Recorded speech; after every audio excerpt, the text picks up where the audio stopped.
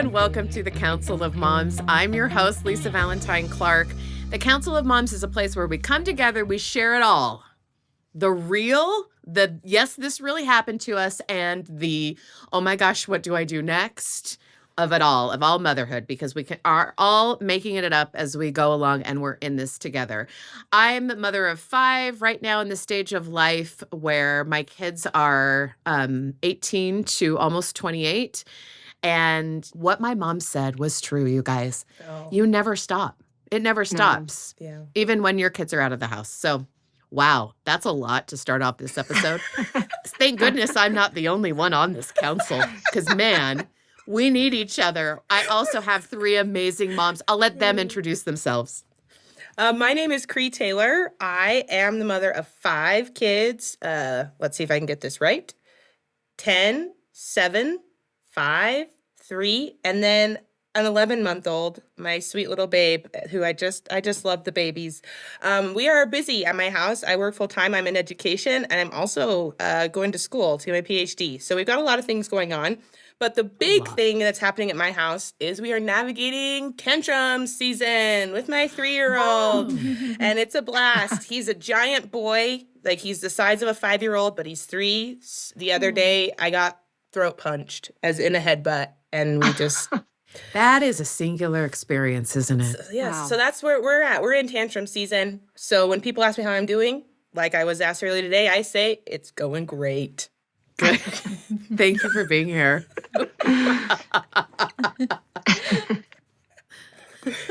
Also, hi, I'm Dr. Juhi. I have 2 kids of my own, which are a handful. I always say I'm a pediatrician, and my most difficult patients are my own 2 kids. How fun. I'm navigating balancing motherhood and medicine since the day I remember, but it's fun. That's good. And I'm Lindsay Clark. I have 7 children, and they are 23, 21, 19, 17, 15, 13, and 10. And so I'm really enjoying this new phase with older kids. Yeah. Well, thank you so much for being here. We're glad that we have your collective wisdom. Don't borrow worry, Craig. No, don't tell her that. Oh, okay. Yeah, it's so great. It gets so much easier. There are that. It's like you want to know what's coming around the river bend, but you don't want to know. You don't want to know. No. Yeah. Right? Because it could be different for you. Yep. Yeah, it Then could it was. be. It could get lucky, Cree. It's great. It is. Yes. It's all good. Yes. I love this, you guys. I love it already. Here's our question from a listener. Hey, moms, I've got a kid with a lot of symptoms, as in my tummy hurts, I need ice cream. Oh, it's the field trip today? I'm all better. Symptoms. I know it's an attention thing because these mystery illnesses and injuries clear up when I'm not around or when I'm watching from another room, but they haven't seen me yet. And I'm not sure how to handle it. This child doesn't get any less attention than our other kids. If anything, they're getting more. These flare-ups often disrupt family time, and it's becoming unsustainable for me to take it at face value. But I dread being wrong if I accuse them of faking it. So how do I both keep my kids secure, that I care about their feelings so I can meet whatever this unmet need is without reinforcing their behavior? What do you got? Moms? Wow. I know. Yeah, no, that's a great question. Actually, I've seen this in my office setting, and a couple of times I've dealt with it in my own home. So I think the first thing that I learned from my own experience was just kind of not disregarding it and starting with like validation. And also coming in from, and this is really hard. This part was really hard for me to just not assume, like, because I feel like what I'm hearing from this mom is like, oh, here we go again type of thing, But Yeah. it's really hard not to do that. But I feel like the kid also has absorbed that to a certain extent. And they're just like, okay, if I do this, maybe this will happen. Like, action consequence. And it may not necessarily be an attention thing, but it's just a thing. It's like almost like a habit. Oh, okay. You know? Yeah. Like I've just gotten into this is what I do. This is Yeah, what we do. exactly. So it's kind of like breaking, like a pattern interrupt, type of thing. And it could just catch the kid off guard a little bit if mom just like is like, okay, we're having a tummy ache or whatever it may be. And then, just really kind of coming in from a place of just sportscasting it. Like, this is what's happening. And this is what you're probably feeling. And this is what we're going to do. Like, say, we're going to watch this for 5 minutes or 10 minutes and then set a timer and kind of walk away and do something else.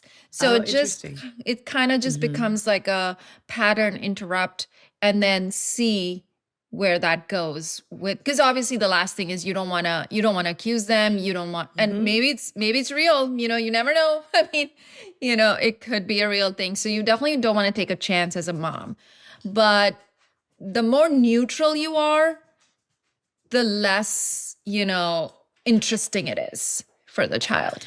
Oh, sure. When I think of my own mother, one of the things I value the most is that she started by believing me first. Just believe me first. So I have a stomach ache. I don't want to go to school. Oh, I'm sure your stomach hurts really bad. Let's talk about that more. Like, what's going on? And then it's like the worst case scenario, if they're not faking it, I send them to school and I get a call and the teacher says, hey, they've been barfing. And I go, oh, shoot. And I just go pick them up. Like, it's not that big of a deal if I don't believe them. But I think knowing their age, but recognizing like I'm going to lead with care, there's got to be something else going on here that I don't understand. Being curious and asking questions, that's usually kind of how I approach this stuff. And worst case scenario, they stay home and they weren't really sick. Is it really that big of a deal? Worst case scenario, they go to school and they actually were sick and I have to pick them up. Like, those consequences don't seem that big of a deal to me in order to ruin a relationship with my kid because I didn't believe them. Oh, that's a good point, because it's like this constant negotiation in your mind, right? Like what is the kid asking and what do they really mean? That they might not even, not that your kid's trying to manipulate you. I mean, for sure kids try to manipulate you. One of mine would have. I didn't mention her. Yeah, but not, right? But not all of them. And not every time too. So what is really going on is, I think, kind of an exhaustive call of the mother that you have to kind of just say, like, what's going on here? Yeah. Is there somebody bullying my kid? Are they really sick? Do they just need a little TLC from me? Do they just want a reaction from me? I think sometimes the culture of your family and what you respond to affects us more than we think. Yeah. Like, there is that family that's like, oh, school doesn't matter. Like, oh, you want to stay home and read? That's cool, or that's not. And then there's some on the other spectrum of it that are like, we go to school no matter what, even if you've got diphtheria. You just go. Yeah. Like, I don't know. Yellow fever. I mean, you probably couldn't, because that would be a public health risk. But you know what I mean. You know, something like that. Because, like, if I would have been like, oh, I have a tummy ache, my tummy hurts, like, hint, hint to my mom, she'd be like, oh, that's too bad. I'm so sorry. Okay, hurry up. School's going to start soon. Yeah, exactly. It would have been like, oh, like, okay. But also, we go to school, like, let me know when it reaches critical mass, like, kind of thing. If I was like, I just threw up, it would be like, well, then go, I'll make you a bed on the couch, kind of thing. But, like, that stomach ache thing can be a cue to in some families, it's not a cue to somebody else. And I think sometimes our kids are trying to, like, hint, hint, do you get what I mean? Kind of thing, too. I feel like something I wish I would have known is, I had a daughter who did this, and I had totally forgotten about it until right now. In first grade, every day, my stomach hurts.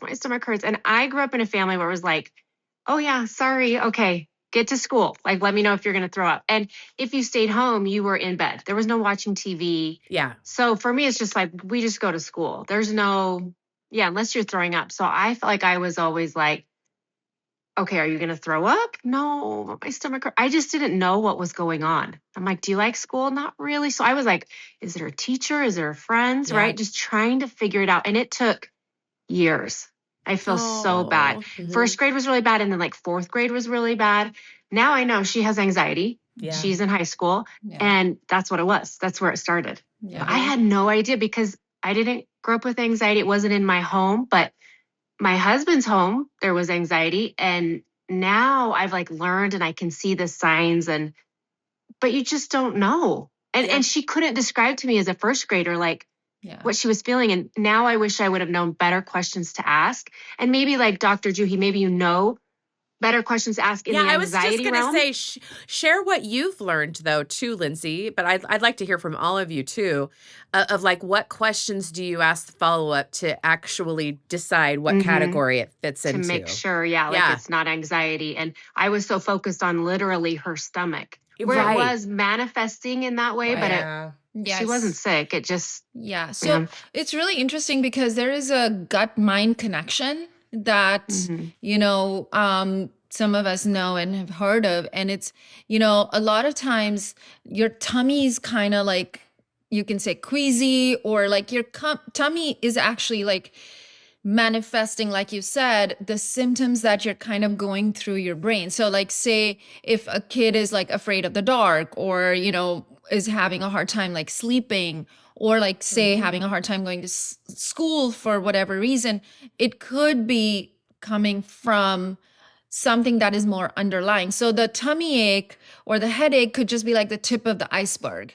And honestly, like one of my kids, like as they're getting older, they were complaining a lot of tummy aches. And I literally had this discussion with my teenager, and I just said, look, there's something called gut-mind connection, and it could actually be coming from a space of worrying and not necessarily, because he was more thinking about something's wrong with me. And I did not want him to just be in that cycle. Yeah. And so I wanted to help him. So sometimes just kind of, and like you said, Cree, like it depends on the age of the child, honestly. Like if this is a first grader, obviously it can have that conversation. And maybe it's relieving for them to actually go to the doctor and have the doctor tell them that, you're okay and your tummy's okay. And if it's an older child, to kind of have a discussion with them in their own home, that this could be a possibility and shall we explore? And so that would be something that will make the child, help them feel seen and heard, versus like, you just don't want to go to school, or whatever it may be, I think too, just kind of along those same lines, I really have tried, and I will see if it worked. My oldest is only 10, so we'll see if it worked. But I really try to like help them understand what's going on in their body. And when they ask questions about it, I try to be as honest as I can in age appropriate ways. So if my kid has a stomach ache, then I'll just say, well, like, talk to me about it. Like, have you used the bathroom? Do you have to throw up? What's going on at school today? Are you feeling? And then I'll just ask, are you feeling tired? Are you feeling worried? Are you upset about something? And I'm just kind of asking those questions. And my kids are little, but they can answer. Like, they know if they're feeling scared. Hey, what's coming up at school today? I saw on the list that you were going on a field trip to this place. Do you not want to go there? And so we can still, maybe we're not using these like mind-gut connection, but we could still ask those questions of, talk to me about how you're feeling and what you're nervous about. And then you can address those underlying issues like, oh, I did not experience anxiety, or if I'm a millennial, so we just like push through all the things and nothing was real for us. So we just push through. My oldest daughter, it's really severe for her, and my husband is pretty severe for him. So when the answer is, I don't know why I'm nervous, I'm just nervous and my stomach hurts, then I go talk to your dad. Like, he had these issues being nervous and anxious all growing up. I can't relate to you in this way. But what I can say is that if the reason you don't want to go to school is because you're anxious and nervous, you're strong and you can do it. I think you're going to do a great job. And once you get there, you can give me a call if you're nervous, but I think you can do it. And then we kind of like tag team parent. But I think that's it. That's like, sweet. How do we help our children understand what's going on in their bodies with their feelings when they're just feeling a certain way, and also with like when they're sick? Okay, you are sick, let's stay home. Or you're nervous, or you really just need me to give you a hug. I'll do it. I'll give you a hug. We've got 5 minutes, we'll be late. But I think asking them instead of assuming is the best thing you can do with these kiddos. Do you think it can be a sign, like if they're saying, oh, I'm not feeling good, and they know they get a hug from you? Like, as a parent, how do we recognize? Well, of course, but like, how do you, I guess you just watch to see, like, is this just, they just need me, and am I not giving them enough attention? Or I don't know. Like, is it just a sign? I think it also, is important Go ahead. to I think it's I was just going to say, I'm sorry, that it's also important to kind of zoom out of this particular situation, just kind of look at the whole child as a whole, and kind of like just remove the focus from when they come, when they are saying their tummy's hurting, and just other moments and other times, like what is going on, like, how are they interacting with other siblings, and is it an issue if they have to go to for sports or a fun event, or is it only an issue when they have to go to school? Like, kind of like looking at the whole picture, I think helps more than just, because what happens is that when that tummy ache strikes is when we're all just focused about the tummy ache, but we're not, because I personally started noticing, like, outside of the tummy aches, when how was my child, like what was their demeanor outside, and I could see certain signs of like anxiety and worry, and then I was able to connect it to the tummy ache. So that helps me, analyze it a little bit better and ask better questions. It's so interesting because I think the goal, no matter what your kid is, how it's presenting or not, and what kind of mom you are, the goal is the same in that you want them to know these things about themselves, right? Like when I hear like Lindsay say, oh, then it came up in this and now we know. I mean, that it's anxiety. That's a big deal because now your child knows something about themselves that is critical to their well-being for the rest of their lives. And so it's so much more encouraging, or something that I've wanted to do as a mom is to be able to create a safe place, a home where my kids can figure out what they're like and how they want to be, and sort of practice that in a safe way before they go out into the world by themselves to figure out these realities, and have the tools to be like, oh, I have anxiety, or my stomach tends to hurt, or I panic like this because I know this about myself.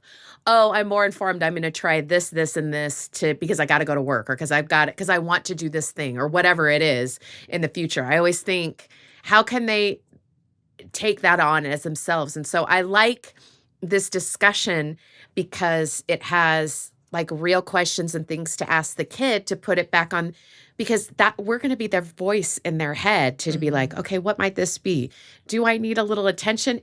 Am I just totally overwhelmed for no reason?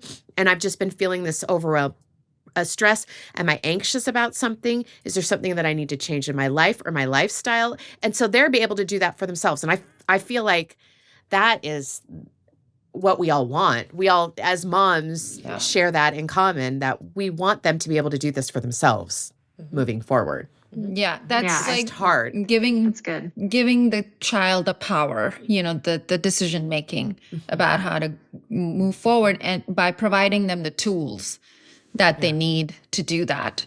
And that's really, raising resilient kids and responsible kids, that's kind of the foundation of that. So that's amazing. Yeah, totally. I even think, like, for myself, I'm learning a lot. Yeah.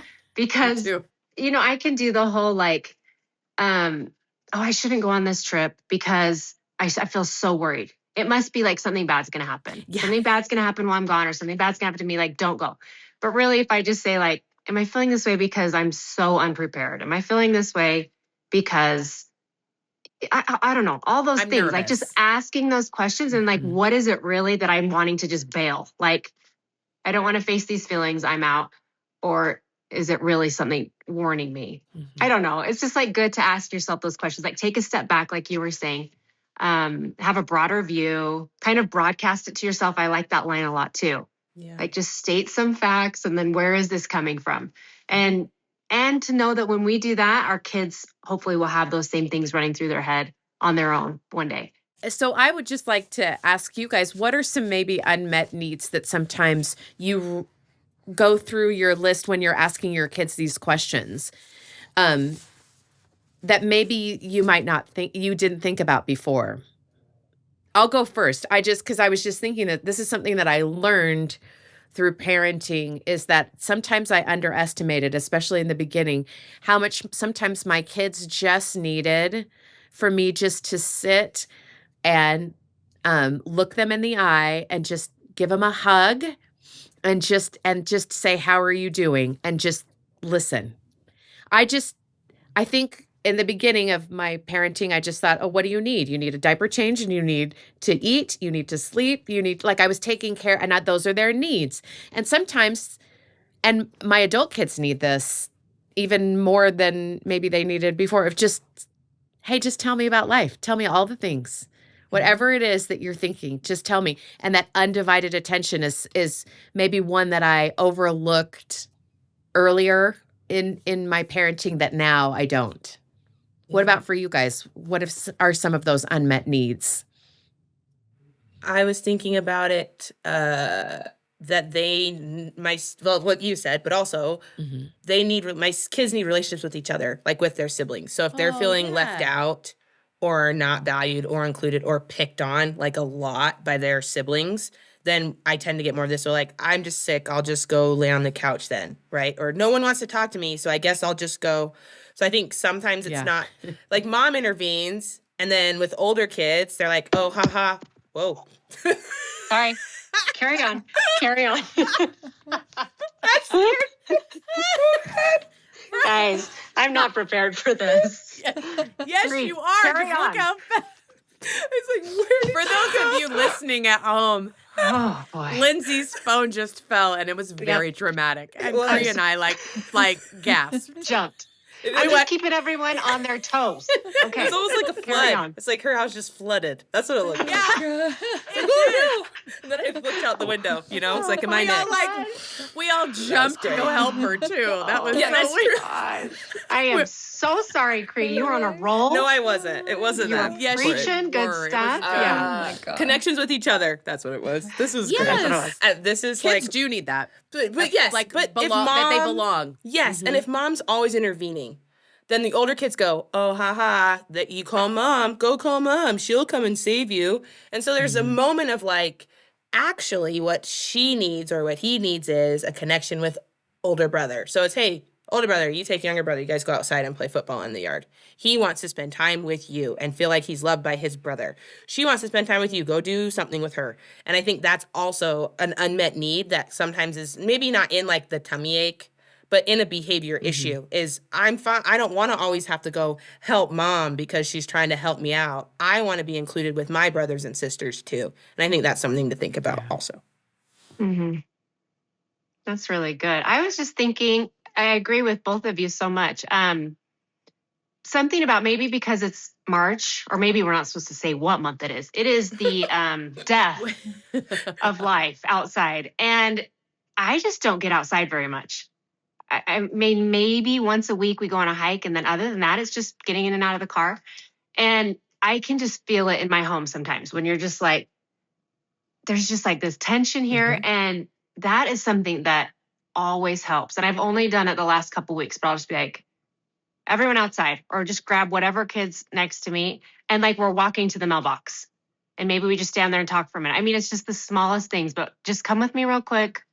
Cause I will drive my kids like around the block. I'm terrible. So I'll be like, you know what? I'll walk you. But it just like is this huge, everyone just feels better. It's kind of like when you look at your kids in the eyes and you kneel down and meet them face to face, those little moments, it just like melts them. And I felt that with like going outside.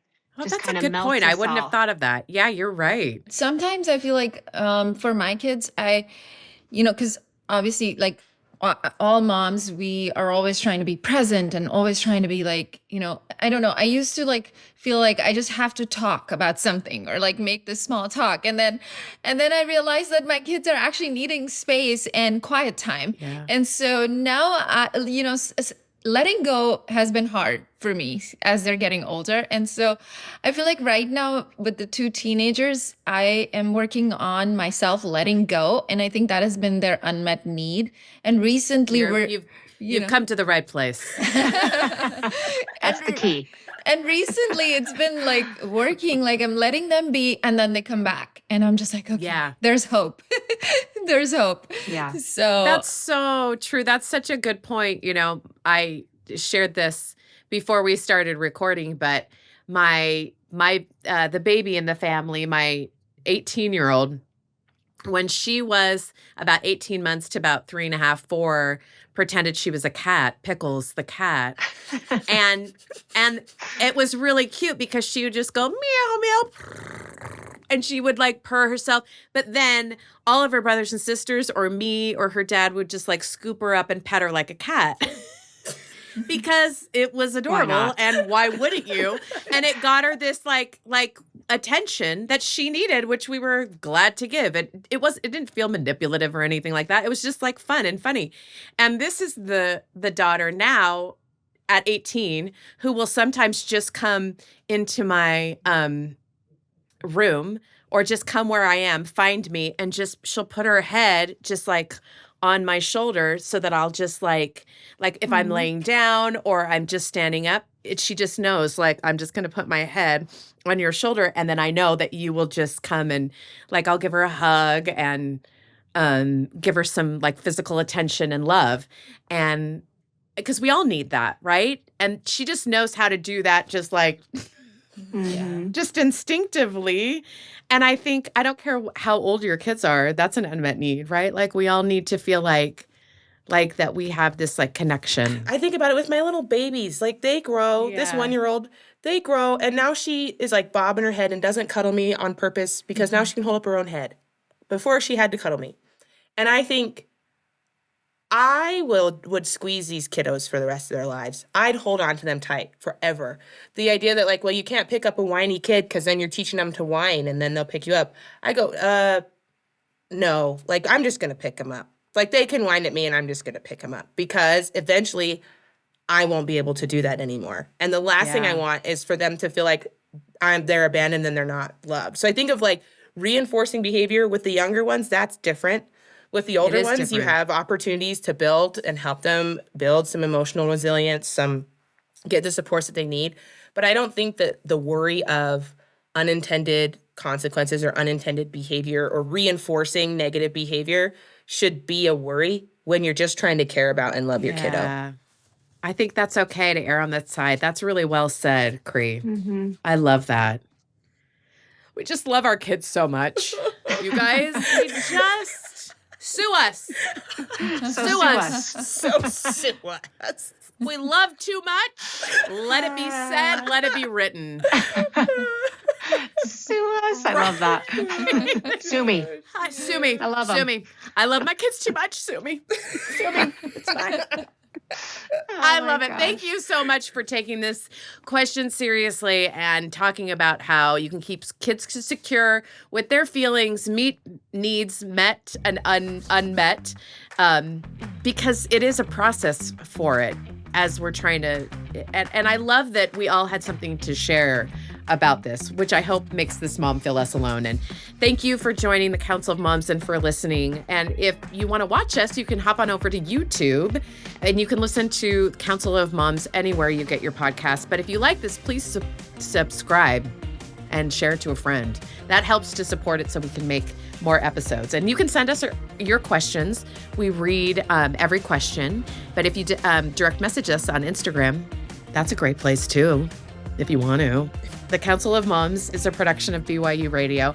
And as always, Council of Moms made with real moms. So sue us. That's right. That's right.